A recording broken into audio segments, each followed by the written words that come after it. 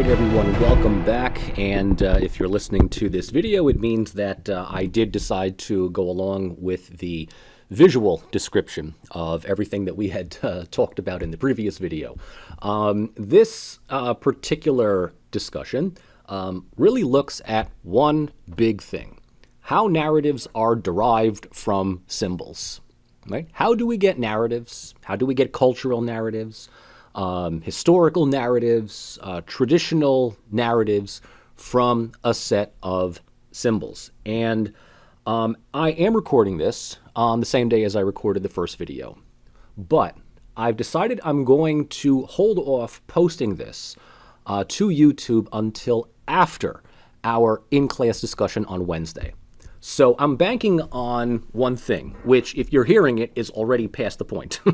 But I'm banking on the hope that by providing you the same images and the same questions in class on Wednesday, I can get a certain sense of understanding and also a little degree of interaction among you to see how you respond to some of these visuals.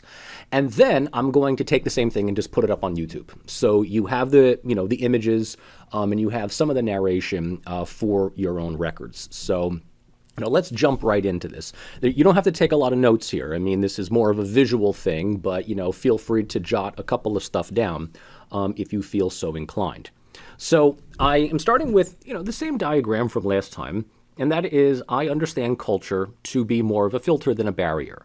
And culture is, in this way, a mechanism for, well, not just making sense of new things and new ideas and innovations, but also in sort of adapting practices and beliefs, values, customs, to, a new type of lifestyle, right? And this can be, high culture, this can be pop culture, this can be sort of a number of things here.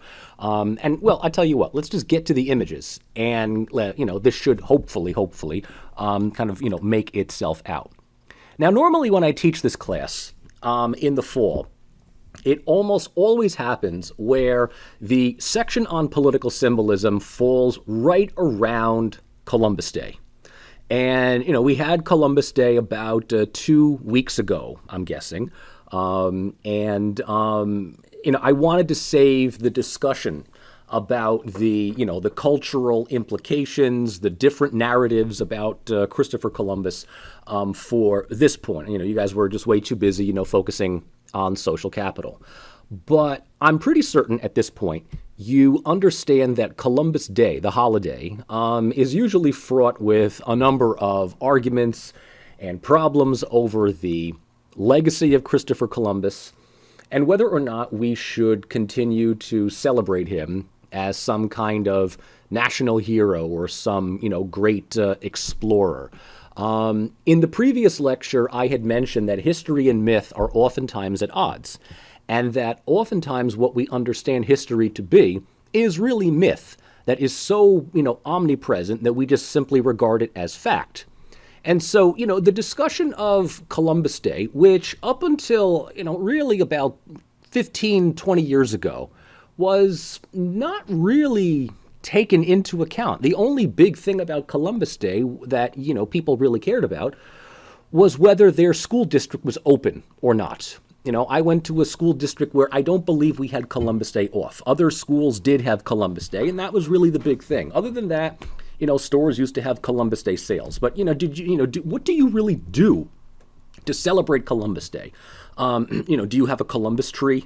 One of the jokes that I see floating around the internet today is, for every Columbus Day, do you and your family gather together in the spice section of a supermarket and get hopelessly lost and start arguing and yelling at minorities? I mean, I don't know. What do you really do? Most people don't do anything for Columbus Day. It's just one of those, innocuous holidays that, nowhere near as important as Christmas or Thanksgiving or Halloween, but, it's just kind of there. And, up until recently, as I said, Columbus Day was just, it kind of comes and goes, and that's really about it. Until people start realizing that we are celebrating someone who is very different historically than how he is portrayed and remembered. in the United States, right? I mean, if you know anything about, Columbus, you would remember, right? In 1492, Columbus sailed the ocean blue, right? It's one thing we always got in school. And for reasons that I don't know why, but everybody learned this, Columbus sailed on 3 ships, the Nina, the Pinta, and the Santa Maria. And that was about it, right? He lands in, quote unquote, America in 1492 and discovers it. Why? Because he has this radical idea that the world is round instead of flat. And he's the only one who thinks this. And he made this big discovery. And from there, America was discovered. And that's pretty much the end of the story. It's a very sanitized narrative until you begin to understand and look into what Columbus actually, did. And, today you have a lot of detractors that will regard Columbus as a harbinger of genocide, someone who advocated slavery, was absolutely brutal to the indigenous population of the island of Hispaniola, which he lands on. Of course, the island today is, the present-day countries of Haiti and the Dominican Republic. And of course, Columbus is just kind of, the catalyst that brings in the age of Spanish exploration, which, Columbus is just the gateway drug to Hernando Cortez and Francisco Pizarro and, De Soto and, all these other people that just kind of rampage through the New World and, kill every, native population here and there. So Columbus should not be celebrated, right? Columbus is an absolute atrocity, and we need to replace Columbus with, Indigenous Peoples Day, or just not celebrate it at all. And of course, recently, Columbus statues have been pulled down, they've been defaced, and then you get, in response to all of this, a bunch of people who decide that because they have nothing else better to do, they're going to defend Columbus Day.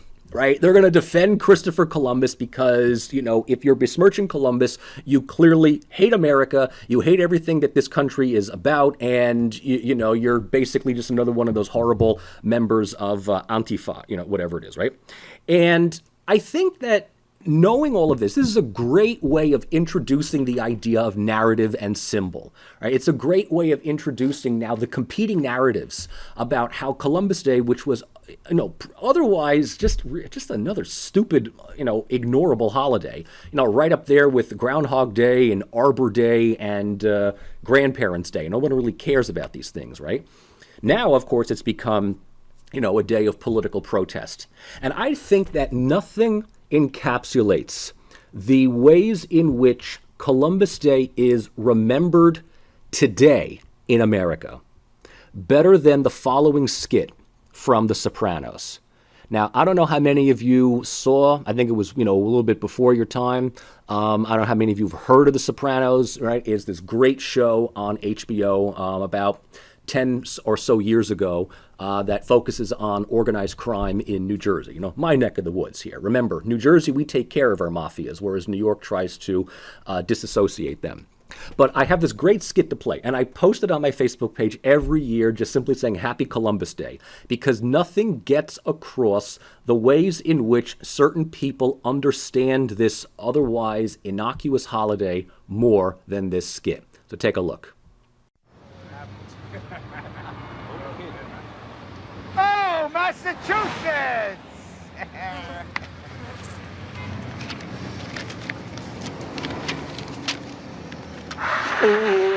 Listen to this shit. The New Jersey Council of Indian Affairs has announced plans to disrupt Monday's Columbus Day parade in Newark. Council Chairman Del Redclay, professor of cultural anthropology Stop blowing your nose. I want to hear this. Council members and supporters will lie down in the path of Columbus Day marches, quote, in protest of Columbus's role in the genocide of America's native peoples, unquote. To launch their protest, the Native Americans and their sympathizers plan to begin a death watch tomorrow over the statue of Columbus in Christopher Columbus Park. Some fucking balls bad-mouthing America, especially now. I thought Columbus was the hero of America. Oh, see, it's these Indians and the commie fucks. They want to paint Columbus as a slave trader instead of an explorer. You gotta admit, they did get massacred, the Indians. It's not like we didn't give them a bunch of shit to make up for that. Land, reservations. And now they got the casinos. The fuck we ever get we didn't have to work our balls off for? I won't mind sitting on my ass all day, smoking mushrooms and collecting government checks. You know what it is? I'll tell you what it is. It's anti-Italian discrimination. Columbus Day is a day of Italian pride. It's our holiday, and they want to take it away. Fuck them. But I never liked Columbus. Hey, what? In Napoli, a lot of people are not so happy for Columbus, because he was from Genova. What's the problem with Genoa? The north of Italy always have the money and the power. They punish the south since hundreds of years. Even today, they put up their nose at us like we're peasants. I hate the north. Jesus, take it easy. I'm gonna take action here. You know, I absolutely love that skit because it just reveals so many different narratives and so many competing historical myths that you could effectively run an entire, class lecture just on that skit. So let's, dissect a little bit, what comes out of that one scene from The Sopranos. And, there's really three major narratives about Columbus and Columbus Day. The primary narrative, and the one that, is at this point culture as system, because, it's a federal holiday. No one really questions it. You just kind of, grow up realizing, oh, October, Columbus Day. Didn't even think it was, that close. And, I didn't, hand out Columbus Day cards or whatever it is, right? There's Columbus the Explorer. And that's basically it. You learn about him in school for a very, very brief moment. In fact, what we know about Christopher Columbus is exactly what I had mentioned beforehand, right? Dude thinks the world is round, gets 3 ships from Spain, sails across the Atlantic, thinks he lands in Asia, ends up landing in the New World, which is why we call the indigenous population here Indians, right? If you were ever wondering, well, why do we call them all Indians? They're not from India, but that, the name just kind of stuck, I would say up until recently. In fact, it's only recent that we started calling them first Native Americans, and now we call them even more so indigenous peoples, right? Because, America, even the name America, comes from another Italian explorer, Amerigo Vespucci. So if you're wondering where we get America from, right, it even has, exploration/colonial roots. So, we'll call the natives of the land, the indigenous population. And that's basically it. Columbus sails here, discovers the New World, and, let's break for lunch, and gym class is promptly afterwards, right? That's about it. The new competing narrative, and the one that, usually is in the, wonderful words of Ralph Cifaretta from the skit, purported by the Indians and the commie fucks, right? The libs, right, are trying to smear Columbus and portray him as a slave trader instead of an explorer, instead of a hero, instead of a person to honor and remember and respect. And, the Columbus the slave trader narrative is, largely, advocated by those who either A, study the actual history of early exploration. So they're not really making anything up. They are pointing out the stuff that people have just largely overlooked or never bothered to be taught, right? None of this stuff is taught to you in elementary school or whenever you learned about it. And the others are, in fact, the indigenous peoples who, finally, once they get some kind of collective voice, some platform with which to display their own grievances, will say, look, why are you celebrating a guy that is basically representative of what, all the horrible things that come after? Now, the indigenous peoples of the United States, right? The Sioux, the Apache, the Navajo, the Lenape, all of those, right? Do they have anything directly connected to Christopher Columbus? No, they don't. Columbus never landed in what becomes the United States. He landed first in what is today the Dominican Republic and Haiti in 1492. Then, once he sees what's going on, he packs up 2 of his 3 ships, if I'm not mistaken, sails back to Spain, and tells Ferdinand and Isabella, right, the king and the queen of Spain, what he had saw. They give him, money, a charter, whatever it is. He sails back in 1493. And 1493 is when things really start to happen. 1492 is just him looking around, figuring out, this is not India, but I think I've got something just as good, if not better. When he comes back in 1493, the crew that he left the year before had all but gone native. They began to just simply assimilate into the indigenous population. Law and order had all but broken down because some of the crew decided that they were going to get a little, ambitious and use their weapons as a way of dominating the population. This, of course, creates wave upon wave of attacks by the indigenous population. So the little settlement that he leaves is practically, on its last legs. So, of course, Columbus just orders his new, militia, his new whatever to, fire into the crowd and effectively subdue the population. Does this exonerate Columbus from being a jerk? No. It explains Columbus being a jerk, right? Actual history is Columbus was not the nice guy that we remember him in our, third grade history class. But at the same time, Columbus is not necessarily this mass archetype, architect of genocide. In many cases, Columbus's one and only contribution to world history was him accidentally discovering the New World in 1492. By the time 1493 comes around, Columbus was barely able to even, get some kind of take some kind of control over his, chaotic group of explorers, mercenaries, bounty hunters, whoever kind of went with him on these boats. We're not talking about high class here. Not only that, Columbus wasn't really considered to be like a high admiral, like a major official in the Spanish fleet, right? When someone wants to just kind of experiment and sail into the horizon, you're going to send kind of the dregs of society.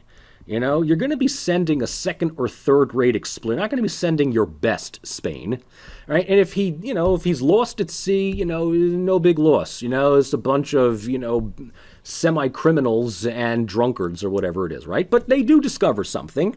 And it turns out to be, well, when you send these, second-rate, third-rate ne'er-do-wells into a new world, yeah, they're going to run amok, right? They're going to do all of these things here. So that kind of is enough reason to say, maybe we shouldn't really celebrate Columbus, not like erase him from history, but there's better things to celebrate. There's better things to uphold. And then there's my personal favorite narrative. And this is the one that is really exemplified in The Sopranos. And that is Columbus the Italian. Now, this is a narrative to out-narrative all narratives. Because Columbus Day is really something that isn't global. Right? He's not celebrated in Spain. He's not celebrated in Latin America. A couple of years ago, I had a TA at Rutgers. She was from Colombia. Where do you think they got the name Colombia from, after Christopher Columbus? So I asked her, I said, do you guys have Columbus Day in Colombia? She kind of looks at me and she's like, no, that's an American thing. He's in our history, but he never landed here. We named our country after a guy that never set foot in our territory. So I don't know what to tell you, but no one really cares about Columbus Day. So what makes Columbus Day such a big thing in America? It is basically because it was the work of Italian Americans at the turn of the previous century. We're talking late 19th, early 20th century.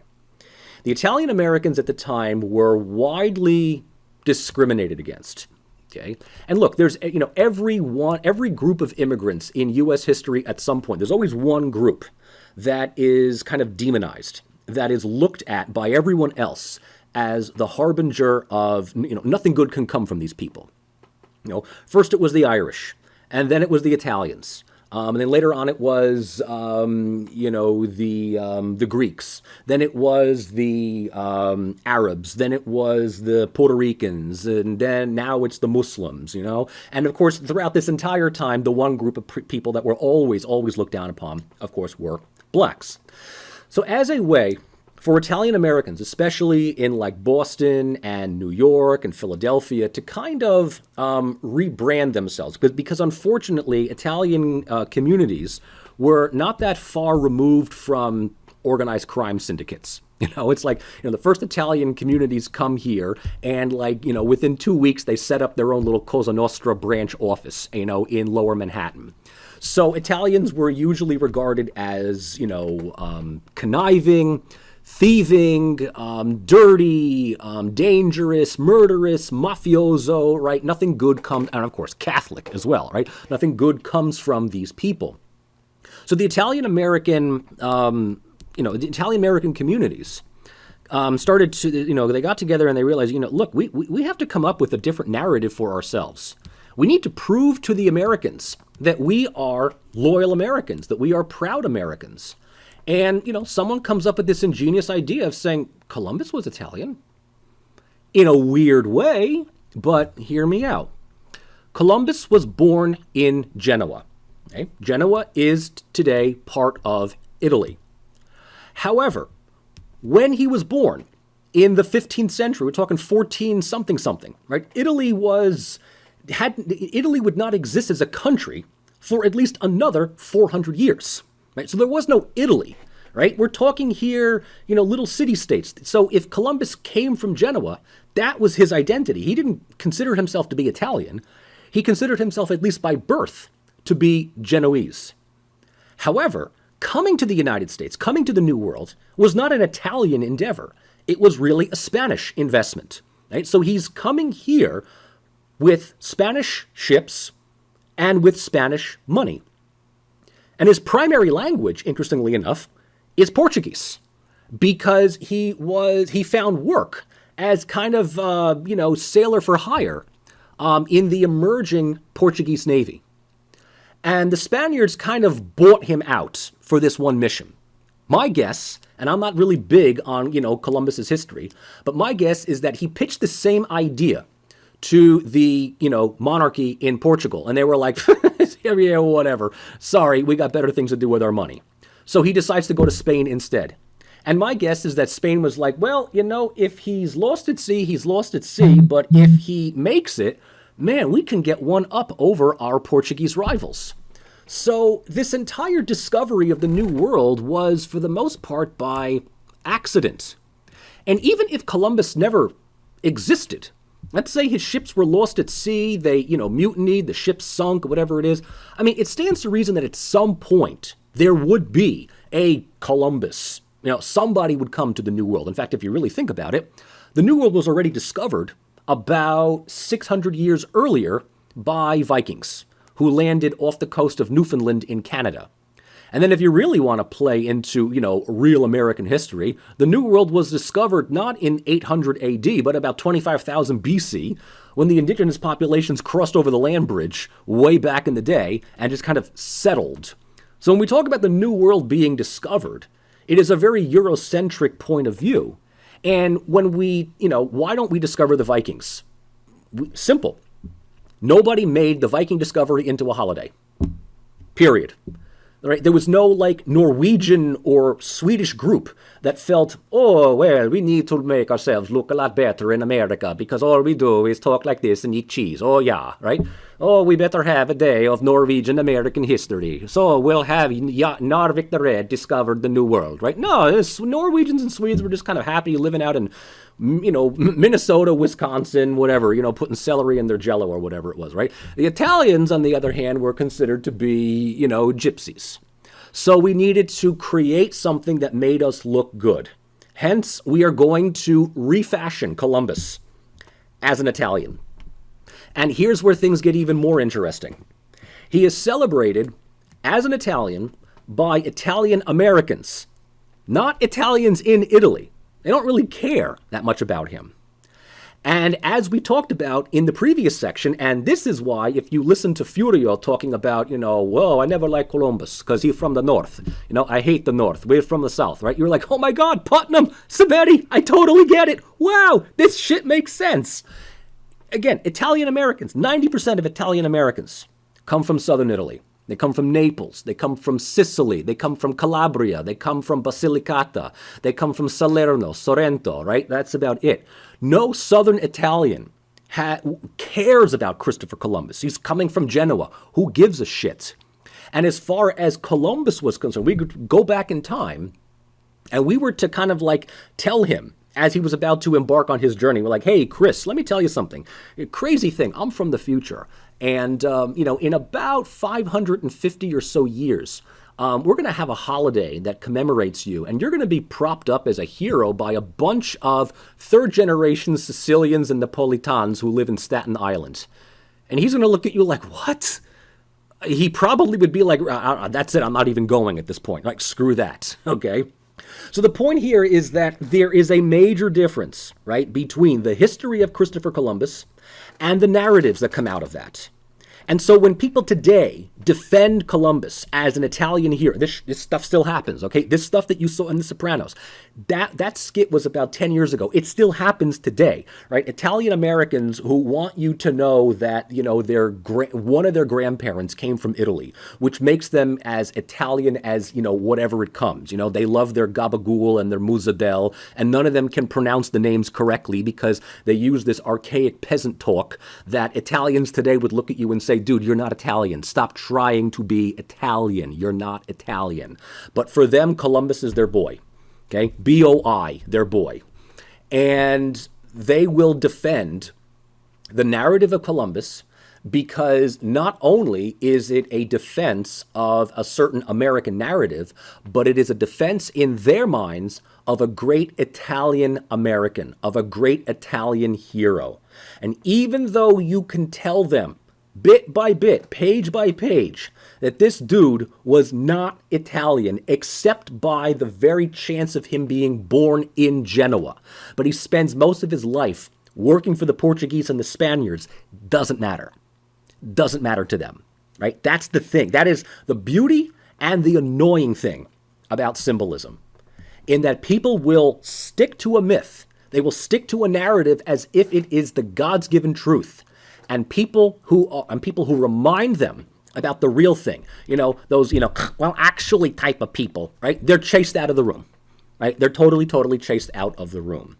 So this is how we look at how narratives are formed and how narratives kind of reinforce the symbol itself. The symbol of Columbus is today more than just simply a guy that landed in the Dominican Republic in 1492. But he is now a symbol of a particular type of American political patriotism that is defended by, you know, the white, conservative, Republican, Fox News watching crowd. And they don't care about the actual history of Columbus.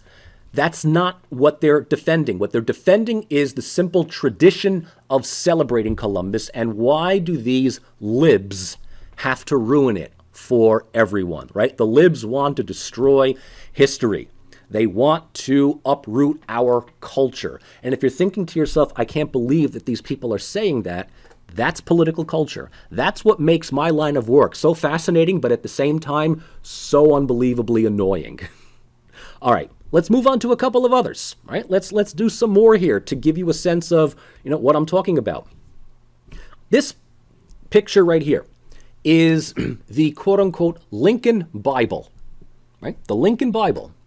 Now, you think to yourself, okay, what exactly is the Lincoln Bible? This is the Bible that Abraham Lincoln used when he was sworn in as president in 1861. Okay? 1861, right? Abraham Lincoln goes to Washington, puts his hand on this Bible, and, you know, swears the oath of office. This Bible is now sitting in the Smithsonian as the Lincoln Bible. And it was brought out in 2008 for the inauguration of Barack Obama. And the news made a big splash about it. And it was a deliberate thing. Why? Because Obama is, you know, regarded as the first black president, even though his mother was white and his father was Kenyan, I'm sorry. But first black president. And his family has no African American, you know, roots or whatever it is, right? But we're going to swear him in on the Bible that the man who liberated slaves was sworn in on. And it was just this, oh my God moment, how awesome, how great is this? And yeah, you know what? The ceremony and the symbolism is very, very poignant. But if I'm going to be that guy to show you the ones and zeros behind the matrix, the symbols and the meanings become a bit more problematic. We call it the Lincoln Bible, and we like to think that this was the Lincoln family Bible. It was not. As it turns out, Lincoln forgot to bring a Bible to Washington. So if his family had a Bible, it wasn't with him on Inauguration Day. And, the Supreme Court justice that's going to swear him in is like, well, we don't have a Bible. So the story basically goes that he turns to a White House intern, a page, whatever it is, and says, can you quickly go find a Bible throughout one of the rooms in the White House? So the intern goes looking room for room, and he finds in some desk in some room this book. Okay? It's small. It's kind of like when you go to one of those like hotels, like the Marriott or whatever it is. You always have like a Bible in the room, or how sometimes I don't know if it's at LIU. I know this was back when I was at Rutgers. You get these people that are handing out these little like pocket Bibles to everybody. Whatever it is. It's this. It's a Bible. It's got everything. Matthew, Mark, Luke, John. The Acts, the Psalms, the Epistles, all that kind of good stuff, right? So he finds this Bible. It is basically some, whatever, run-of-the-mill Bible. And he's like, okay, let's see, Genesis all the way to Revelation. Okay, cool, it's a Bible. Runs back, gives it to the Supreme Court justice, Abe, put your hand on this, swears and blah, blah, blah, blah, blah, right? And, no one ever thinks anything more of it. But as we all know, Abraham Lincoln goes down to be one of the greatest presidents in American history. And arguably, he is either the greatest or the second greatest. And if he's the second greatest president in history, who do you think the first one was? Okay? Most likely, George Washington. Okay? So the thing that made Lincoln, famous, beyond simply him, passing the Emancipation Proclamation and then eventually, quote unquote, freeing the slaves, is the way in which he died, right? Which, as you know, he was assassinated. And, the word assassinated is itself a symbolic word because it's a far more appropriate and it's a far more respectable word than to say murdered or killed or just simply shot, right? Assassinate kind of says the same thing, but assassinate is a word that usually is reserved for political figures and more often than not, important political figures. In fact, there's one word that is even above assassinate that kind of implies the same thing, but it's not used for Lincoln, although in some cases I've heard it used. Martyred, right? Martyred. And, when you think about this in history, there are a number of important people that have been assassinated. Lincoln has been assassinated. Martin Luther King was assassinated. Mahatma Gandhi, assassinated. JFK, assassinated. Okay? Tupac got shot. Okay? Tupac was not assassinated. Tupac was not martyred. Tupac got shot. Right? Worst, best case scenario, Tupac was murdered. Now, it means the same thing. But again, the wording, and this is just a little detour within this thing, implies that even words carry symbolic meanings. So the fact that Lincoln was assassinated and the fact that he has been mythologized in American history as one of the greatest statesmen that we have ever had suddenly gives much more meaning and importance to this Bible, right? This Bible, which started out as just some office intern Bible, right? Really nothing of any importance. This is what's in the Smithsonian, not Lincoln's family Bible. This is the Bible that was brought out in 2008 for Barack Obama to swear on. The symbolic meaning put into this Bible is only important and is only recognizable if you know the backstory behind it. Otherwise, this is just a picture of a book. Nothing else. But once I give you a narrative, this becomes a national treasure. This becomes something that is preserved in the Smithsonian. Let's do this one. This is on a more personal basis. Okay? You look at this image, and it's pretty clear that this is a key. And it's a rather old-looking key, not something that would be normally used today. It's kind of beat up, looks kind of very simplistic, right? This key belongs to a friend of mine, and as far as she's concerned, this is one of the most important heirlooms in her family. This key was given to her by her mother, who in turn had the key given to her by her mother, so my friend's grandmother. This key is all that is left of my friend's grandparents' house in occupied Palestine. Okay? They are Palestinian Americans. Her mother came from Palestine. Her grandparents had a house in Palestine, right? It was demolished, how many years ago to make room for some Israeli settlement. All they had after being expelled from their village was the possession of this one key. Now, that story alone makes this picture of an otherwise innocuously unimportant object into a priceless family heirloom.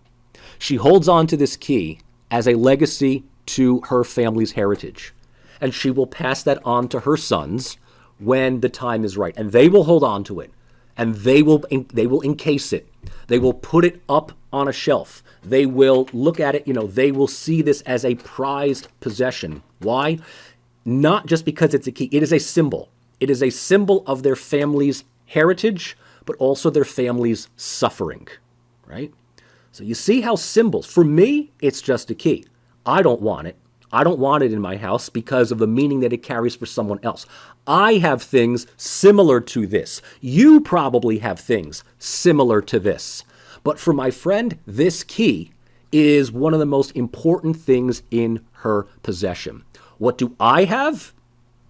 I have a piece of this clump of rock. Okay, let's talk about where my grandparents came from. Okay? I told you in the previous lecture, right?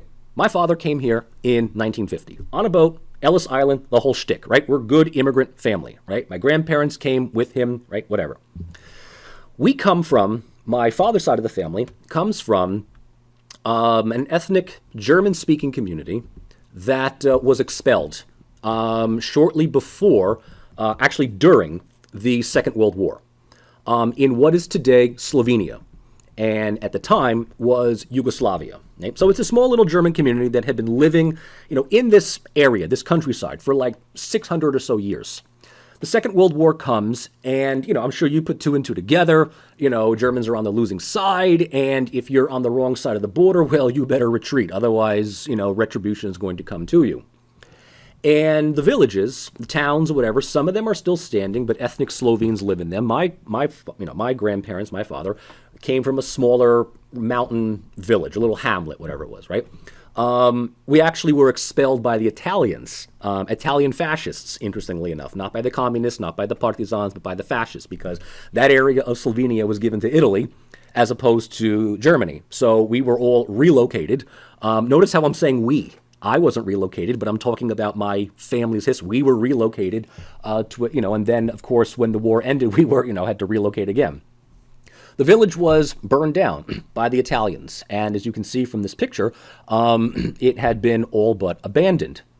So I went back with my father in 2006 to the region, and, there are still some people who are old enough to remember how to get there. And, we get in the car, we drive from Austria to Slovenia. It's about a 2-hour or so drive. And, suddenly we're driving up the mountain, and, the villages become a little bit more wilderness. The wilderness becomes forest, and then suddenly the driver stops. He says, okay, we're here. I'm like, what do you mean we're here? We're in the middle of nowhere. He's like, yeah, just walk in that direction, through the shrubs, through the brush, whatever it is. And I'm with an aunt of mine at the time. My grandmother's half-sister, and she's, passed on since then, but she knew the place. She knew exactly where we were. I was like, there's no lights, there's no nothing here. We go through, suddenly we start seeing the ruins of houses, right? Little wall here, little foundation there. And she knows by memory where everybody's house is because she can recognize it by the trees. And I look at her and I say, well, what tree? There's 8 million trees there. She knows the trees that used to be there versus the trees that grew now. So you can tell how much this was in her memory. So she takes us to whatever is remaining of the house that my grandfather was born in. And this is all that's left, this little clump of rock. And I took a stone from it. I actually took two. My father has one, and I have one. Now, if someone just looks at it, they come over to my house, they're like, hey, Rossi, what do you got this stone just lying around on your bookshelf for, right? Is it from the Berlin Wall? I go, no. Is it from Stonehenge? No. What is it? And suddenly I tell you, this is all that's left of the house that my grandfather was born in. For me, that stone carries symbolic meaning. For you, the listener, it's a nice story, but like the key, it doesn't have any direct connection to you. It's just a stone, right? For me, right, if my house is burning down and I got 10 minutes, right, okay, I got the wallet, keys, laptop, phone, cats, my wife is, she's a good survivalist, she'll probably leave before me, and I'm going to take the stone, right? I will take the stone because that carries memory and meaning for me as well. Now, larger symbols that were recognized historically at the time carry the same type of understanding. Okay. This is a picture of, if you look at it, right, it kind of looks like a wooden sword, right? This is what is known as a Rudius. Okay? A Rudius. A Rudius is a wooden sword that is not used for props or cosplay, but back in the Roman Empire, right? I don't know, or the Roman Republic, Roman Empire. You may have heard of this group of people called gladiators. Right? Gladiators were effectively professional fighters that would, fight in arenas for money and power and glory and whatever. But gladiators were almost to the person slaves. Now, gladiators either became gladiators by choice because they chose fame and fortune, or they had debts to pay off, right? So you fight your way, you win prize money, you pay off your debts, or you're a slave that's captured in battle and you're just kind of, used as a gladiator. You fight until you die. Occasionally, gladiators earned their freedom, right? Especially those that earned their way out of debt. Okay? So however way that it happened, either, you paid your debts through fighting with prize money, or your Lannister finally granted you. You fought bravely, you made him money, you're kind of old, we'll put you out to pasture, we're not going to kill you, whatever. But if you were granted freedom, you were given this Rudius. And the Rudius symbolizes your freedom. It symbolizes that you were a slave who, paid his debt to society. It was your way. You carried this thing around you because if you ever ran into the law or someone was like, hey, who are you? Where's your master? This, that, the other thing. You show them the Rudius and you're like, oh, you're a free man. Right? So the Rudius is not really a way of defending yourself. You have a knife and a sword and everything else for that. The Rudius is your symbol of your freedom. And you carry that thing around until the day that you die. Right? Again, people will look at that and they'll say, oh, that's the symbol of freedom. Got it. Carry on. Have a good day. How about this flag? This one carries a wide degree of interpretation, right? For some, this is the flag of the Confederacy. For others, this is the flag of Southern pride. Now, listen to me saying that with, quotes, Southern pride. Others will say it's the flag of white supremacy. Others will say it's the flag of rebels, rebellion, whatever it is, right? Thing is that this is not the flag of the Confederacy. Many people like to assume that it is. The flag of the Confederacy looks a lot more like a diminutive American flag. This flag, when it was used in the Civil War, was the flag of the Virginian Army. And it has since just kind of gone on to represent the South, sort of the postbellum South.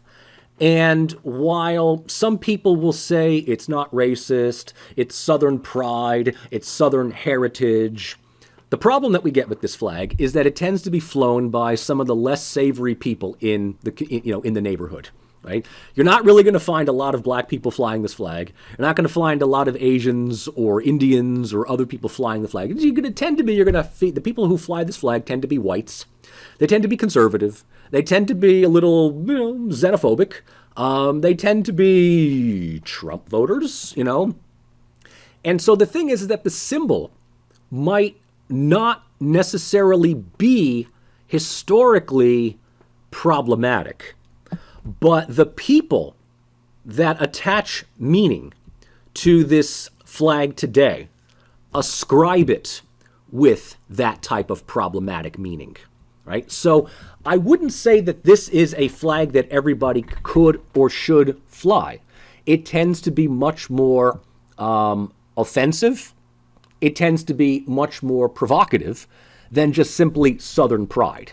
Okay, Southern pride is, sweet potato pie and saying bless your heart to someone that you really can't stand. Okay, this flag is, of course, associated oftentimes with Klan rallies, with white supremacist rallies, and increasingly today, especially as American political culture has become so much more volatile in the last 4 to 5 years, there are people that are unapologetically flying it, advocating their own sense of, white American nativism.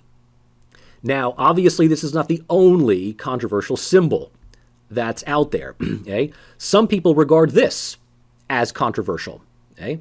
This is an interesting image that came about shortly, I think this was roughly around, the second term of Barack Obama. Okay? And it is in the same type of image and representation of that famous iconic drawing of Obama in red, white, and blue. But in this case, it is clearly, right, a Muslim American woman who, has the American flag as her hijab. Now, this provides at least two large narratives. One narrative is, hey, I'm Muslim, but I'm still born in America. This is still my country. This is still where I live. My religion does not define me. My country does. But I choose to wear a hijab in the same way that you choose to wear a crucifix, you choose to wear a turban, you choose to wear a yarmulke. That doesn't mean that I am a secret agent for the Taliban. That doesn't mean that I'm going to, suddenly start pushing for Sharia law. I know a number of Muslim American women wearing headscarves, wearing hijab. They're more conservative American than I am in that case, right? I'm the unrepentant Marxist, unfortunately, at this point, right? But on the other end of the spectrum, right, some people on the right could interpret this as a threat. Like, where is America going these days? This is the future of America. It is no longer white, traditional, and Christian, but it is being taken over by by others, basically, right? By other religions, by other ethnicities, by other cultures, by other practices who think differently, who have a different understanding. The woman in this image wearing the American flag hijab would most likely want to celebrate Indigenous Peoples Day, not Columbus Day, right? The woman in this thing wearing the American flag hijab would not want to be around this flag, right? But again, it's just an image. It's just an image. And there's at least two competing narratives that come out of this, right? Two competing. I'm not saying one is better than the other, but it's interesting how just looking at something, you can derive different meanings. And also, speaking of controversial symbols, there's this. Now, there is nothing wrong with this photo. There is absolutely nothing wrong, nothing racist, nothing xenophobic about this photo. The trouble is that a lot of Americans, Europeans, if they are to start looking at Buddhist statues in the Far East, they're going to come across a swastika. But here's the difference. The swastika that you see here is in one direction, and it is very different from the Nazi swastika, which is inverted. Now, what's the difference between one and the other? I don't really have the time to go into it. And in many cases, the answer is just as vague and fuzzy. We don't really know. But I remember back in the 80s. My father went to Taiwan for about 10 days on a business trip, and he took pictures here, there, everywhere, right? Here's him in front of this Buddhist bell. Here's him in front of this Buddhist statue. And, here's a picture of Buddha. When I looked at this and I was like, what the fuck, Dad, are you doing? And he was like, no, there's nothing wrong with this. Right? There's nothing wrong with this because initially the swastika, or at least this one, represents either two things.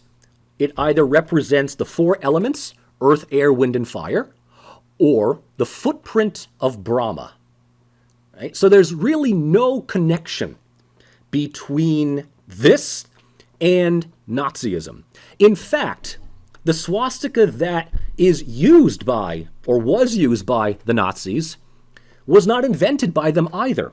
Right? The swastika, both versions, are, common in artwork, in political symbolism, up to the moment when, Hitler just kind of ruined it, right? You'd find what we would, just, for lack of a better, we'd call the Nazi swastika before the Nazis came in a number of art motifs, architectural patterns, mosaics, currency, you would find it. So the Nazis didn't invert the swastika and turn it into a racist symbol. The adoption of the swastika by the Nazis is also just one of those things where, for the sake of time, I can just say, just run with it. But here's the question that I have for you. Knowing that there is more to the swastika than Nazis, can this symbol be openly flown in the United States and Europe today? And, if you say no, well, then you're right, because, here, it's either A, too soon, or B, this is where things get interesting. Symbols can oftentimes exist a lot longer than certain meanings that are attached to them. But when some meanings become so horrible, so violent, so, Nazi in that sense, then the meaning ruins the symbol, right? And, unless you are a practicing Buddhist, there is really no need for you, if you're white or anyone else, to use that symbol. Because there is a 99% chance that you are just simply going to be associated with being a Nazi, right? If I took this Buddhist symbol, not the inverted one, but this one, and I had it on a t-shirt, and I went to school, I guarantee you that would be the last day that I worked there. Okay? And I wouldn't blame people from getting offended. I would not blame people for getting offended because of the way in which it is interpreted now. Okay? The way it is interpreted now. And look, even Buddhists are kind of mindful of, how it was ruined by a bunch of, angry German nationalists. And you don't really see this all the time, on statues of Buddha or other religious, symbols here. And speaking of religion, let's stick with religion. Does anybody know what this building is? Okay. This is the church, the museum, the mosque of Hagia Sophia, the Church of Holy Wisdom, which dates back to the 6th century AD and served for more than 1,000 years as the primary church, the Greek Orthodox Church of the Byzantine Empire. Okay? Now, it is located, if you all know, right, in today, modern-day Istanbul. Does anybody know what Istanbul used to be called? Right? Constantinople. Constantinople was the capital of the Byzantine Empire until it was invaded and taken by the Ottoman Turks in 1453 AD. So if you're looking at this picture and you're saying, this looks a lot like a mosque, well, I wouldn't blame you for a couple of reasons. First, the obvious reason that makes it a mosque are the 4 minarets that are surrounding the building. Okay? The minarets, those little things that look like pencils, right? They are to mosques what church bell towers are to churches. Okay? And, in the ensuing 500 and somewhat, years, these 4 minarets were built around what was then the converted mosque of Hagia Sophia. In fact, one of the first things that happened when the city was taken on May 29th, 1453, was that the church was converted into a mosque. And it goes from being one of the most important churches in Christendom to being one of the most important mosques in Islam, right? And when the Ottoman Empire finally collapses in the 1920s, and the modern secular Republic of Turkey is established, the use of Hagia Sophia was sort of desacralized, right? It was its purpose as a mosque was shut down, along with a number of other Byzantine-era churches that were converted into mosques, and they were converted into museums. Okay, and it remained a museum, a relatively working, good museum, up until, unfortunately, this past July, when the current president of Turkey, Recep Erdogan, a real autocrat, decided, to meet what was clearly failing political support at home, to reconvert Hagia Sophia back into a mosque, which has been a long-standing thing among, hardline Turkish nationalists. And, it's been, used as a mosque / open air, open to the public, thing since July. And it's, met with extreme controversy as a result of, desecularizing it. As a museum, it kind of was like an open museum that displayed both Christian and Islamic features. The Christian stuff has now been unfortunately covered once again, and, people just go there to pray. But the other thing that may make you think it looks like a mosque is because so many other mosques look like it, right? On the opposite side of the park from where I took this. This was a picture I took back in 1998. You see the gateway here? Well, if I walk up to the Church of Hagia Sophia and I turn around, I look at the blue mosque that is facing it. And look at the architecture. The architecture, this was built as a mosque, right? It was not a church beforehand. The reason why so many mosques look the way that they do is because they model themselves off of the architecture of Hagia Sophia, because this was considered to be the architectural jewel of the late antiquity and the early Middle Ages. And so almost every mosque out there, is designed to look like Hagia Sophia, because that was the archetypical model of what the highest religious authority building ever was. And if you think about, that's kind of weird. Ask yourself, you go down to Washington, D.C., isn't it kind of interesting how a lot of the big government buildings, the old ones, the Supreme Court building, the Capitol building, the architecture is derived from classical Greek and Roman patterns, right? A lot of columns, a lot of pillars, they look like something out of ancient Athens, the Roman Republic. Well, that's not a new thing here. I mean, in many cases, people copying other architecture can go back to the Middle Ages. It's not just the Blue Mosque. One of the other big mosques in Istanbul today, Süleymaniye, which is one of my, favorites. All of them, right? They got the dome, they've got the archways, they've got the three, window things here. The only thing that would differentiate it from a church to a mosque are the minarets. Right? But note again how symbols, this was built in between 527 and 532 AD. Right? This is an old church.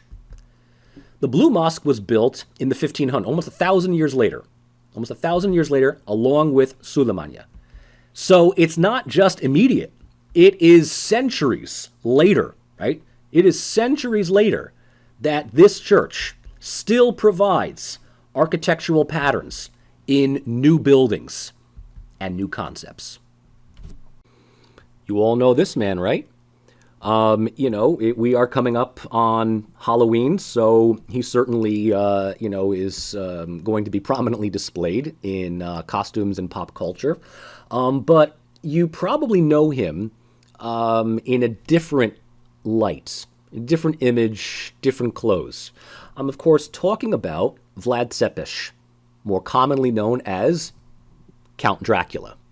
Now, this is the original historical Count Dracula. Yes, Count Dracula actually existed in history, right? He was a 15th century Wallachian prince, hailing from a region of what is today Romania. Now you think to yourself, well, this doesn't really look like Count Dracula. This kind of looks like Borat, you know? He doesn't really look intimidating, especially with that big nose and that goofy mustache and, whatever. More often than not, when we think of Count Dracula, we really think of, well, this Count Dracula, right? The cape, the pale face, the slicked back hair, the fangs, right? The little metal around the thing, and, the accent, blah, I am Count Dracula, right? And this is really the iconic, archetypical image of what Count Dracula is. Now, sort of moving a little bit more into pop culture right now, in that, look, there's no shortage of vampire movies today, vampire stories, vampire video games, vampire comics, what have you, okay? But when we talk about vampires, okay, when we talk about the canon of what is a vampire, we oftentimes look to the pop cultural vampire as opposed to the actual historical vampires of Romanian and Serbian mythology. And when I say actual vampires, I am also telling you that along with existing Count Dracula, there were, I'm not lying, existing vampires, right? There were actual, literal, historically documented vampires. The word vampire is itself a Serbian word. So when we talk about vampirism, we have to not just look at pop culture, but we have to look at the mythology. We have to look at the religious mythology that vampirism comes from in Serbian Orthodox and later on Romanian Orthodox stories, narratives, and accounts. And historically, there were two notable vampires in this region, Central, Southeastern Europe, around, let's say, the 1800s. The first one is this rather peasant-looking individual named Sava Savanovic. Okay? The second one, and far more sinister, far more terrorizing, was Petar Blagojevic. Okay? So Sava Savanovic and Petar Blagojevic. Now, how do we know about these two people? We know about them by local accounts of, church officials, priests within these various villages that would talk about, the villagers being fearful of some malevolent spirit, some demon that would, effectively terrorize the people at night, right? It would sort of come out of their hiding places at night, and they would, effectively drink the blood of living creatures, right? And remember, vampires don't necessarily just drink the blood of humans, but they will also suck the blood out of livestock, cattle, sheep, whatever, it happens to be. And, what we get out of this is, okay, look, it's the pre-modern period in Serbia, around the Serbian-Romanian border, and there is general and genuine, both genuine and general understanding that the town is beleaguered, attacked by some demon, okay? By some demon from hell, okay? And within the Orthodox Church, okay, and this is, again, I'm just giving you some, basic history lessons here. Within the Orthodox Church, there is a belief in really two places in the afterlife, right? Heaven and hell. The Catholics have this third area, this little waiting period called purgatory, right? So if you're kind of like, you're not qualified for either heaven or hell, you kind of go to purgatory for a while until we figure out what to do with you. It's kind of like it's like an eternal DMV or whatever it is, right? In the Orthodox Church, we don't have that, all right? You either go up or you go down, with the rare exception of a soul being rejected by both for, I'm not even going to get into the reasons, a lot of them are really, really hardcore metal, but a soul that has been rejected by heaven and hell has no other place to go but back into the body that it left. But the body is now decomposing, right? The body is rotting. The body is turning pale. It is hungry, right? But what is it hungry for? It is hungry for life. It is because it doesn't know that it's dead, so it seeks out some kind of sustenance, some kind of energy, hence drinking of the blood. Right? That doesn't mean that vampires don't eat or drink. They do that as well, but they crave life. And so they will go after the essence of life, which is blood. Now, within the Orthodox Church, again, right, we've got this thing when someone dies, we mourn over the person for 40 days. On the 40th day, we have another funeral service, right? We basically do this all over again, right? This time they're at the cemetery, or they're all buried. But the 40 days is meant to commemorate by this point, right? The soul has entered, right? The afterlife, either heaven or hell, right? You can go up, you can go down, but you can't stay here type of thing, right? The other thing that, again, it's not mentioned in these 40-day funeral ceremonies is that we pray that the soul passes on and isn't stuck in the body, because we really don't want, we really don't want a vampire running around Brooklyn. I really am not interested in a vampire running around New Jersey. This is kind of the thing that we do. So the 40 days, there are some rituals that are performed. There are some prayers at the gravesite. There's holy water that's, done, whatever. And this is the stuff that was basically, well, some of it was picked up into pop culture, and others were kind of left by the wayside. Now, what I kind of told you about vampirism is some real hardcore origin story, but it doesn't make it into the pop cultural phenomenon, right? Again, when we think of vampires, we usually think of the two that you see right here.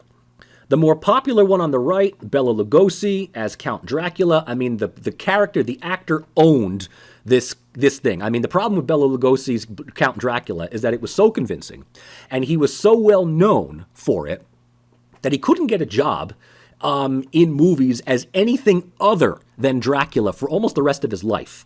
And it was kind of like he had a love-hate relationship with this, right? I mean, he did go on to play Dracula in like so many other movies, but they were like really, really bad. Like The Three Stooges Meet Dracula, or Godzilla versus Dracula. I mean, we're not exactly talking about high-end cinema here, But it became so ubiquitous that that was the archetypical Dracula. And then, of course, for the real movie buff, you've got Max Schreck as Count Orlok in the German silent film Nosferatu. It was a real, scary film here, but, he doesn't look exactly like the one later on. This was sort of like an earlier film. It's Bela Lugosi that just kind of like nails it.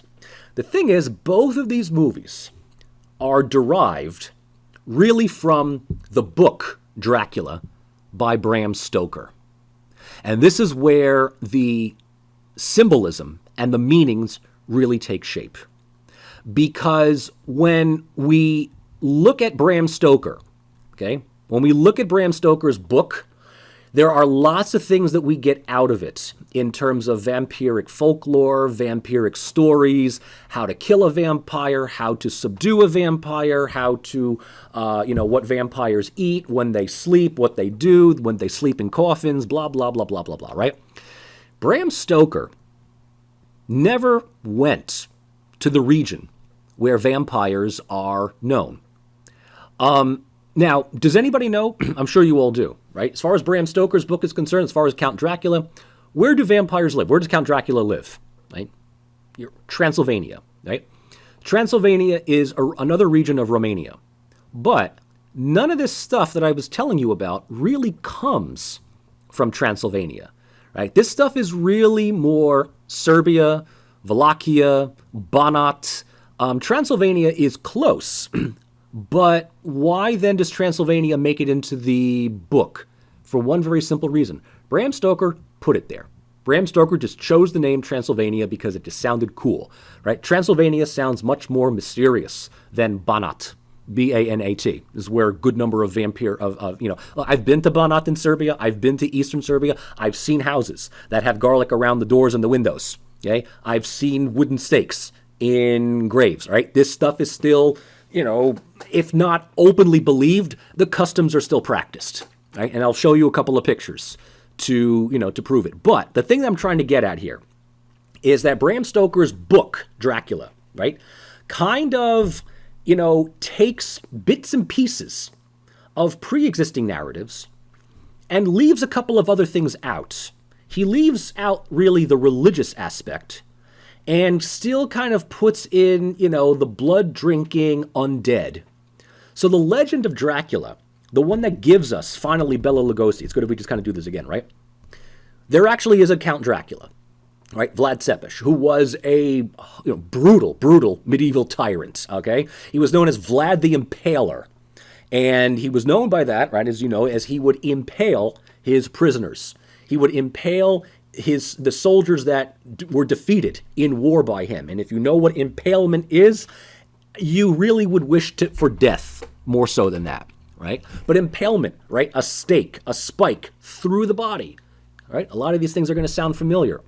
But then the local tales about blood drinking and undead and holy water and stake through the heart and vampire hunters, which, up until about the 19th century, vampire hunting was a lucrative trade in Serbia. You were like a Simon Belmont back then, right?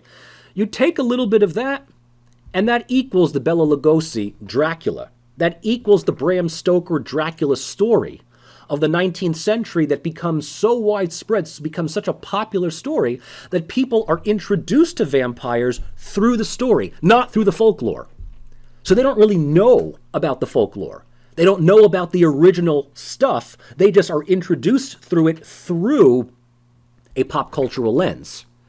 And it is then through the movie or, the book that gives us all of the other offshoots of what Dracula is. Okay. Here, I'll give you let's kind of do this, bit by bit here. How does one kill a vampire? Right? How does one kill a vampire, right? If you know anything about, vampire, you've watched a Dracula movie or, I don't know, Twilight or whatever the hell it is, right?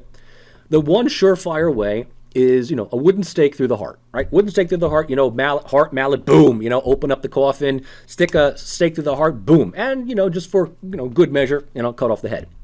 Sunlight kills vampires as well. Holy water doesn't so much kill them, burns them, right? A lot of holy water will melt them. But, you got to have a lot of holy water in order to kill it. And garlic doesn't kill a vampire, but garlic is, if you got nothing else going on, it just keeps the vampire away.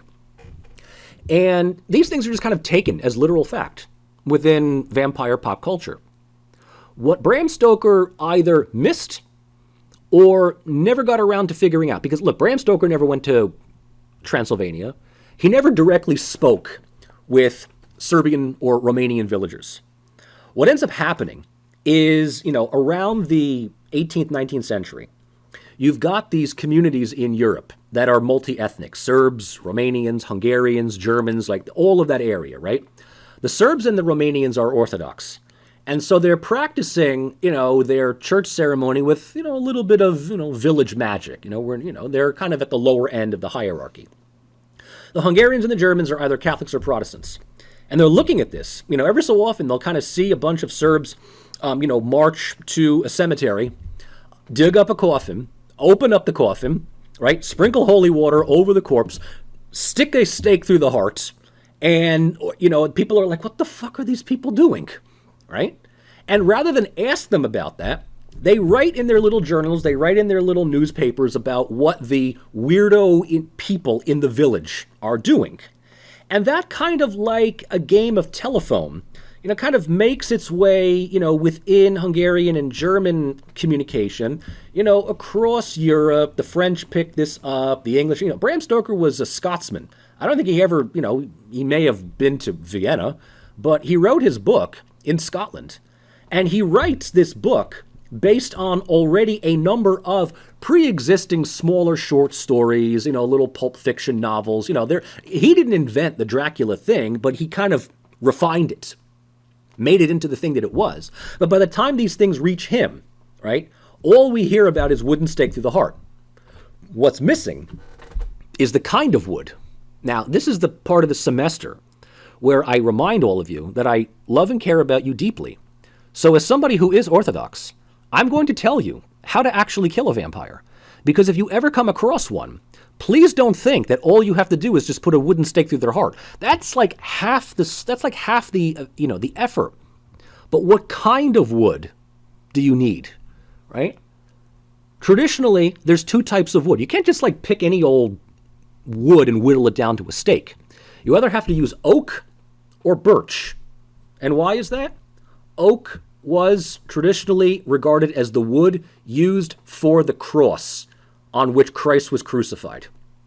And birch was traditionally regarded as the tree that Judas Iscariot, the traitorous apostle, hanged himself from. Okay?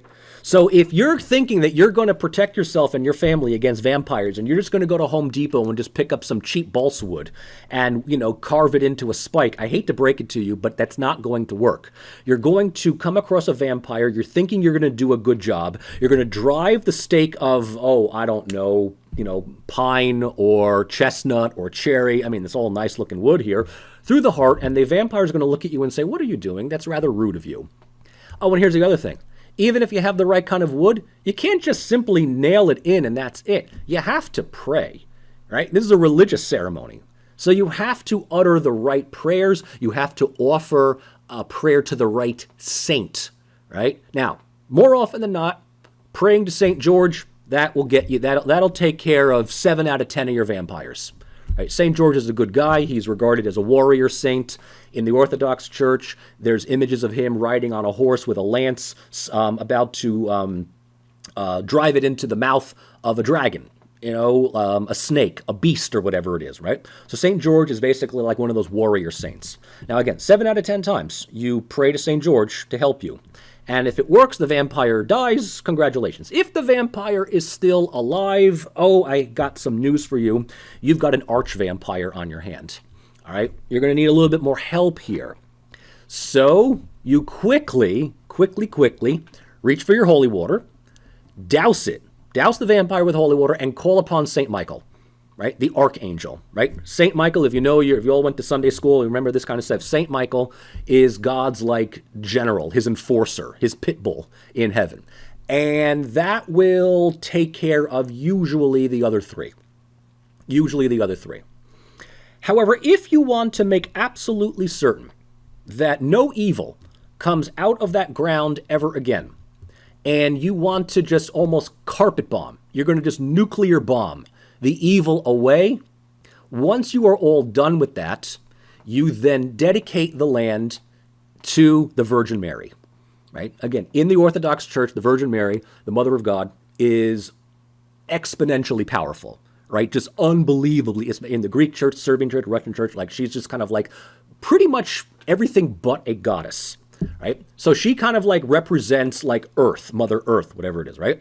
So you kill the vampire, you use the right wood, you intone the right prayer, you kind of just, say, Holy Mother Mary, pray for us, whatever it is you want to call it, and you've done the good, you've done the deed. Now, all of that, it did not make it into the book, right? All of that did not make it into the book. All you need is just wooden stakes and you can kill vampires here or there, whatever it is, right? Sunlight, same thing. Why are vampires, so resistant to sunlight? Well, your skin is pale. The sun burns you. It's just that simple. Does it burn you to a crisp? No, that's usually in movies. But if you're pale, and also if you kind of sort of know that your skin is looking like you're rotting away, well, you avoid sunlight simply to avoid being seen. Not as epic as the movies have it, but, you want to, head out at night when everybody's asleep because you don't want to, disturb people. In that sense. And garlic, well, garlic is just pungent. Garlic is just kind of it's a pungent, herb that, burns the nostrils, burns the eyes of a vampire. But, if you saw the pictures from the Serbian, imagery here, the vampires look more like zombies than, these tall, elegant-looking demons or whatever it is, right? That's also been, kind of brought up, recreated increasingly within pop culture. This is a picture I took of the last time I was in Belgrade. Where does the wooden stake thing come from? Both pop culture as well as, here's your wooden stake.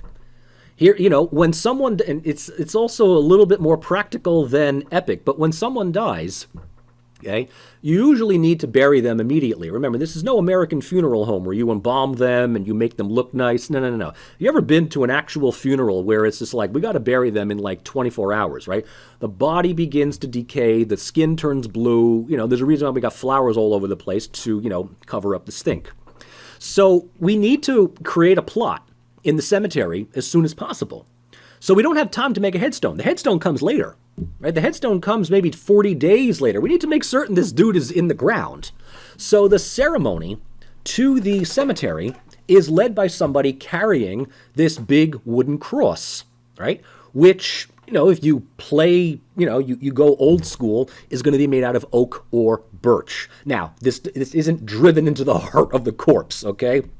But what it is done is that the cross is blessed, and it is the first thing that is driven into the ground to serve as like a temporary headstone, a temporary marker for where the body is being buried. And if you look at the bottom of the screen here, right, you see that there's a spike for the very practical reason of getting it into the ground. Ha, ha, ha, right? And once we bury and everything is all good and we, pay for the headstone comes, but the cross usually stays, right? And you'll find a lot of them. You will find a lot of these in Serbian and, Romanian cemeteries. After the headstone is built, the wooden cross is still there. Now, this, of course, can be taken to more, local village extremes, but it can also be used and reinterpreted for different meanings in pop culture, to the point where the wooden stake through the heart is the big thing that ends up killing vampires. Again, it has its roots in the mythology, but a lot of that mythology was lost when Bram Stoker wrote his book. And I'm telling you all of this useless knowledge only because I know this stuff, right? And if I didn't, right, we would just go with what Bram Stoker had written, okay? Along with that, right, the reason for Dracula, coming from Transylvania is because of the imagery of the region. People knew about Transylvania. It was a rather developed, somewhat modern area, right? We're not talking about these remote villages. Yeah, they were there, but it was also dotted with a lot of these castles, throughout the mountainside. And yes, there were a few of these castles that Vlad Tepes, the original Dracula, actually lived in. And some of them, they're absolutely terrifying. This is one of my personal favorites here. This is Castle Hunedoara in Transylvania. So he may have come from Wallachia, but he did spend some time, governing, ruling Transylvania as well. The borders were somewhat fluid. Now, just as a quick little side note, if you're still listening and you find this interesting, you're looking at this. This is an actual picture of a castle in Romania. It looks pretty cool, right?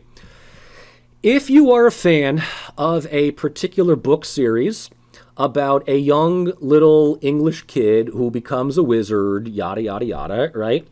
You'll note that this kind of looks very similar to Hogwarts.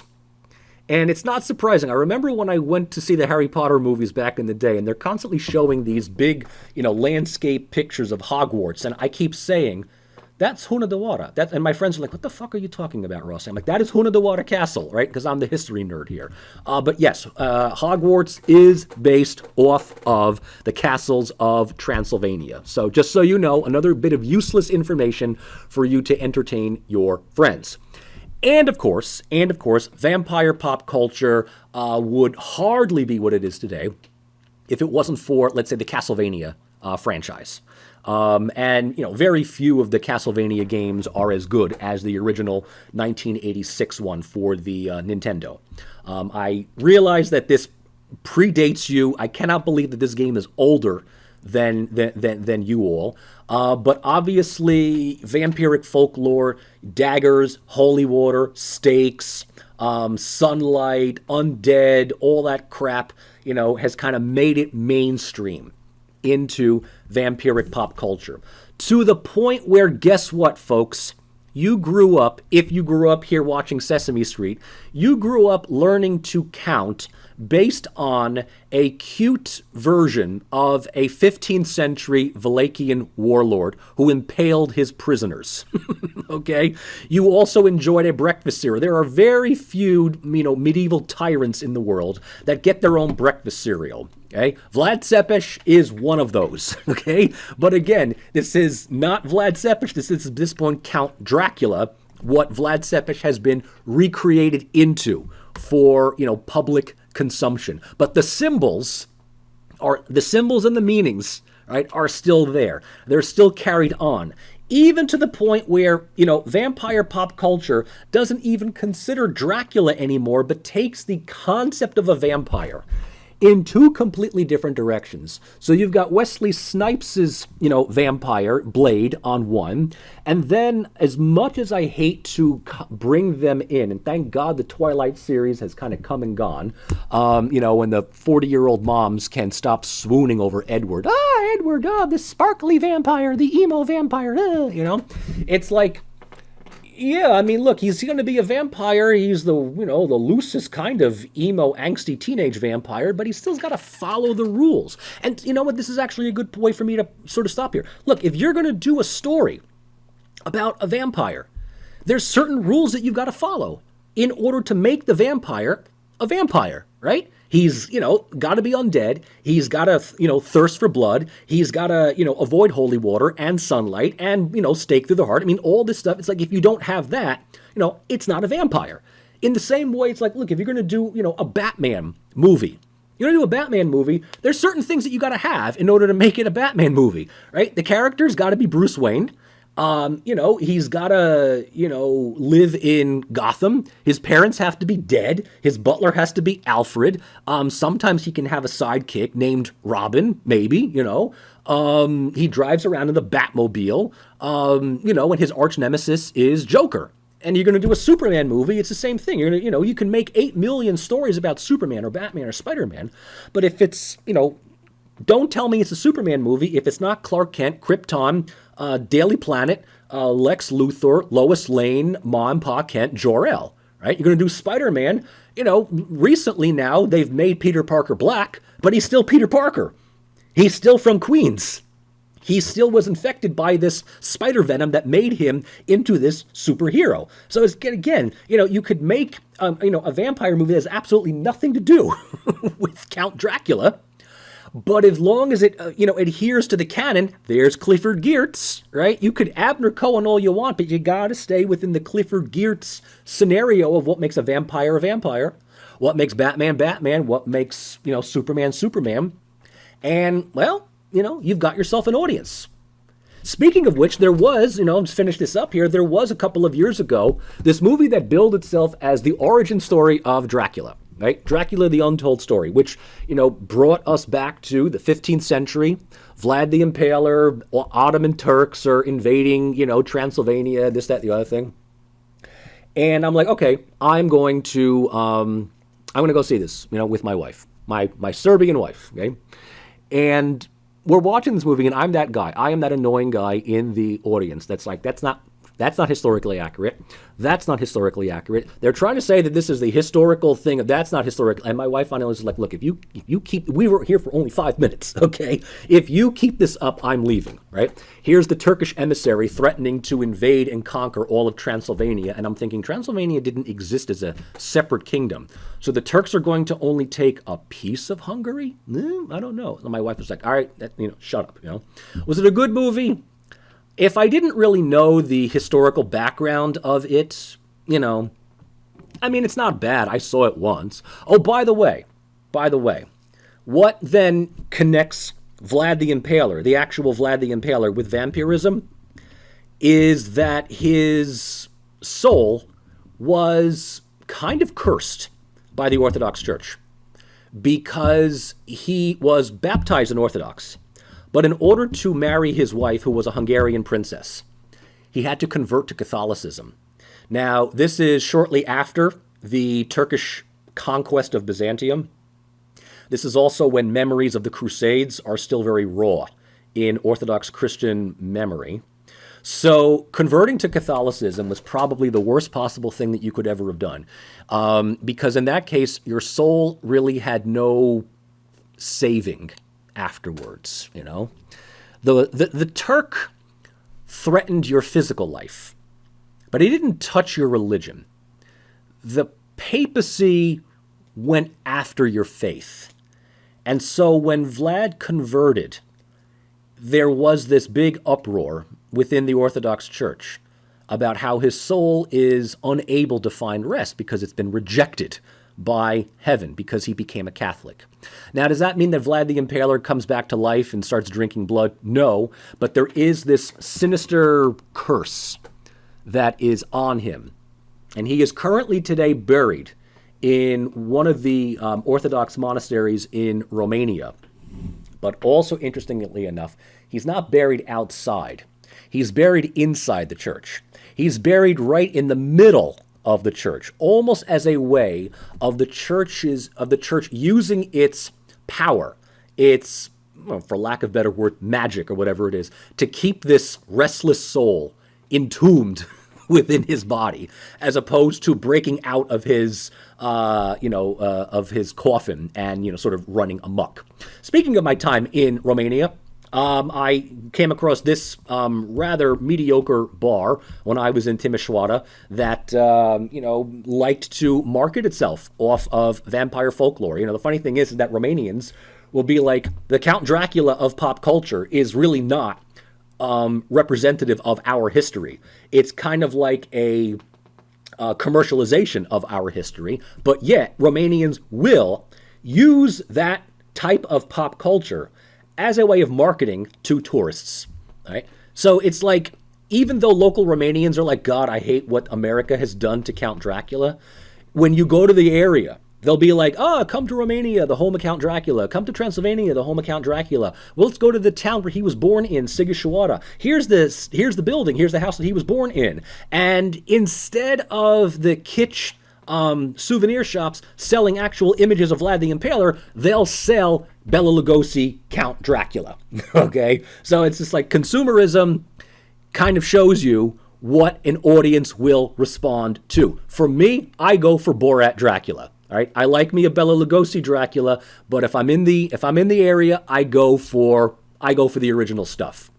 This was a funny picture I saw on the internet a number of years ago. I don't know how many of you are familiar with Cracked.com, but the historical descriptions of Vlad, right? We talked about impalement here, right? Here's a sort of a German woodcutting account of what he would do, right? And his cruelty was depicted in where he would actually dine in the presence of his, sort of wriggling, writhing, screaming victims. And the idea here is that he would sometimes drink the blood of his captives as a way of, sort of owning their souls. And this, of course, this image was recreated later on with Count Chocula, which I'm like, very good, well played. This is kind of everything all coming together into, sort of one image. So, obviously, vampiric folklore, pop culture is a great example of how symbols and meanings sort of carry and grow organically, sort of over time. Most people, when they know anything about vampires, it's not Serbian or Romanian mythology, religious practices, it's Bram Stoker that kind of set the mold, which creates a whole bunch of different stories and story arcs and franchises, to the point where the village that good old Sava Savanovic came from now has this kitschy little billboard that says, literally, Prvi Srpski vampir, Sava Savanovic, Serbia's first vampire, 3 kilometers that direction.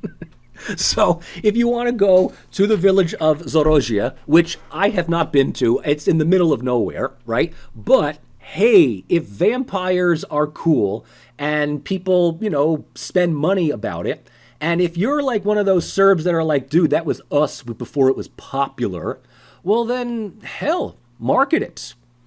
Market it. I'll actually go take a look, see if, if there's anything in Zorozhia, or whether it's just go there and then you're just kind of underwhelmed because it's, a little more than a village. I don't know. Maybe they have a house, maybe they have a monument, something, I don't know.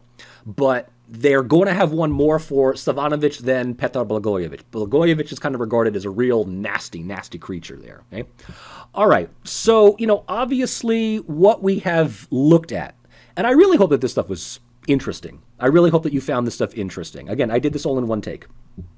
We have examined not only how narratives are derived from symbols, but how culture serves once again as a filter. In this case, the external variables are the original stories of vampirism, Serbian, Romanian, whatever. In this case, it's pop culture. Bram Stoker's pop culture, vampire pop culture, to where we get Dracula movies, Castlevania games, Twilight books, whatever it is that you want, right? Culture is much more representative of a fluid set of symbols and meanings, right? I needed to go through all of these descriptions, the historical stuff, the pop cultural stuff, the personal stuff, to give you this idea of how culture works through the generations, okay? The stone, my family's cultural thing, me holding on to this thing. The key, my friend holding on to this stuff, right? A Bible that just kind of sat there doing nothing, Lincoln needing to be sworn in on something, it's now the Lincoln Bible. It's now in the Smithsonian, right? You see how these things work? And so I'm going to leave you with this, and you're going to get familiar with this diagram over the next couple of weeks. But this kind of gives you a sense of how symbols, history, myth, narratives, and then political culture all kind of work together here. Now, I started out the previous discussion by talking about the difference between history and myth.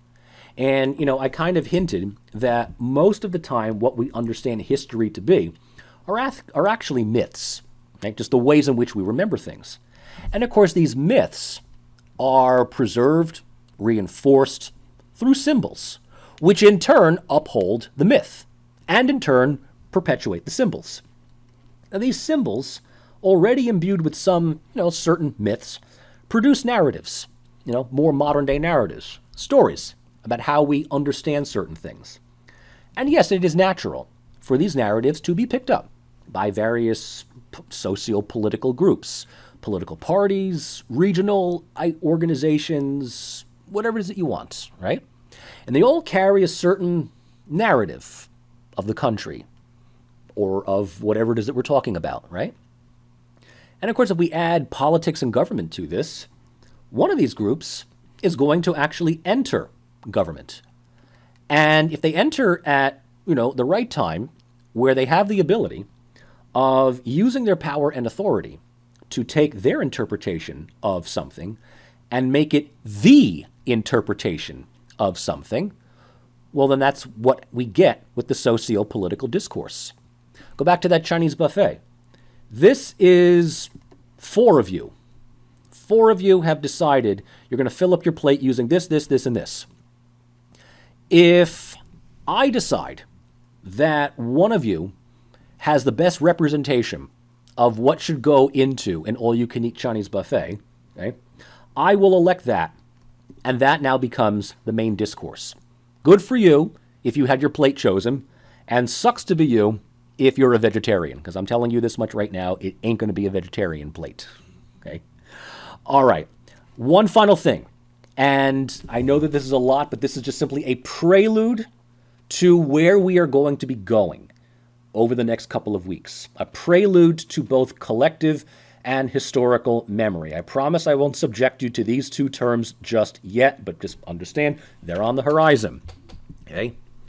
If what we have talked about in these previous 2 lectures are to be taken seriously, and why wouldn't they be, we can come away with really 3 things. Number 1, history may be used and abused, but it is not fabricated, nor is it a set of lies. Very rarely are myths complete and utter fabrications. Identities, values, ethics, and beliefs have to come from somewhere familiar in society. So even within the vampire experiment, even the most ridiculously distant story about Edward from Twilight, is there any connection to Serbian and Romanian Orthodox Church liturgical practices? Some. Just some, although the stretch is so wide that, the threads are just ready to snap, okay? But it has to come from somewhere, okay? These values They have to come from somewhere, but they can be appropriated for various socio-political ends. So, much of what we look at in political culture today, some of it might be far-fetched. The Columbus Day thing, right? The Italian Americans looking at it one way, the indigenous people looking at it a second way, and the I just want to chill and grill boomers who don't care looking at it the third way, right? All of these things are for some kind of purpose, right? They don't really care that much about Columbus themselves, right? Columbus is sort of a means to an end. But once again, and this is something I will leave you with, if there is a money quote, this is it. Often what is believed and defended is highly subjective. But this is the reality we as social scientists need to work with. So you're going to start delving into how a people think. You're going to walk up to Satriel's in Carney, which is unfortunately no longer there. But envision all the characters from The Sopranos that are sitting there. And you're going to want to tell them about what really Columbus was. In fact, part of that skit, Christopher Moltisanti was the one who said, you got to admit, they did get massacred, the Indians. And what's the narrative that immediately kind of salves over that one threat, right? It didn't, not like we didn't give them anything afterwards, We gave them reservations, we gave them the casinos, we gave them land. They're not taxed for it, right? So all these poor Indians, they're all complaining about Columbus. But look at what we did. We gave them reservations, we gave them casinos, we gave them, the ability to just smoke mushrooms and collect government paychecks. And for them, that's enough. That's enough for them to say, hey, Trail of Tears, big fucking deal. Okay, they got something out of it. Stop complaining. What did we ever do what did we ever, get that we didn't work our asses off for? So that is what is believed. That is how they defend that narrative. It's highly subjective, but that's what you got to work with. Doesn't mean that it's hopeless. Doesn't mean that you just throw your hands up and say, well, whatever. But you got to at least acknowledge that before you decide to provide a counter-narrative, an alternative narrative. And we will get to how to do counter-alternative narratives, I promise, at the very end of this lesson. But before we do that, we're going to spend some time talking about the role of memory, the importance of the past, institutionalized memory, print capitalism, and then ultimately collective memory, and then finally historical memory. I really hope that you're going to find this stuff interesting. For those of you that I've been speaking with just this past week as you're wrapping up your papers on social capital, you're enjoying this. So the class is, at the end of the day, entertaining. But I hope that you're going to find this stuff even more entertaining, because this stuff is really, really cool. Well, at least on, by my standards. All right, that is about it. Is that it? Yeah, that's about it. We don't have to worry about that. All right, that is about it, folks. That wraps it up for this week. I'm hoping that by the time you're listening to this, we had an informative talk in class on Wednesday. I will upload this in a couple of days. So enjoy what is still now the rest of the weekend, and I will see you very, very soon. Take care.